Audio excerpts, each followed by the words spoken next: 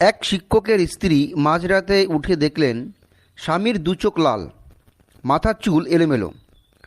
পরীক্ষার খাতা খুলে একদৃষ্টে খাতার দিকে তাকিয়ে আছেন। স্ত্রী: এ কি, রাত 10টা থেকে দেখছি এই খাতাটা নিয়েই বসে আছো? শিক্ষক: হ্যাঁ, ওকে কত নম্বর দেব বুঝতে পারছি না। স্ত্রী: কেন, কি লিখেছে? শিক্ষক: লিখেছে, সম্রাট আকবর বিপদের দিনে জাঙ্গে পড়িতেন না। স্ত্রীর চোখ কপালে উঠে গেল। এ আবার কি? তিনি স্বামীকে প্রশ্ন করলেন, জাঙ্গে পড়িতেন না মানে কি?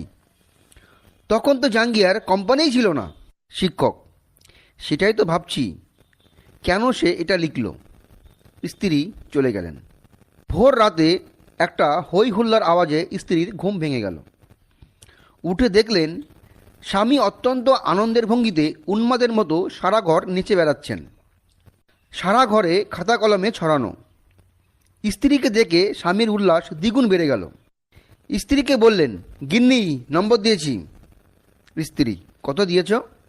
শিক্ষক: 0। আশ্চর্য হয়ে স্ত্রী বললেন, সারা রাত জেগে খাতা দেখে শুধু 0 দিলে?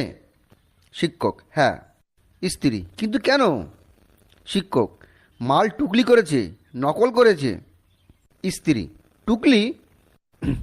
তার মানে আরও অনেকে লিখেছে? শিক্ষক: না। স্ত্রী: তবে? শিক্ষক: সে দেখতে ভুল করেছে।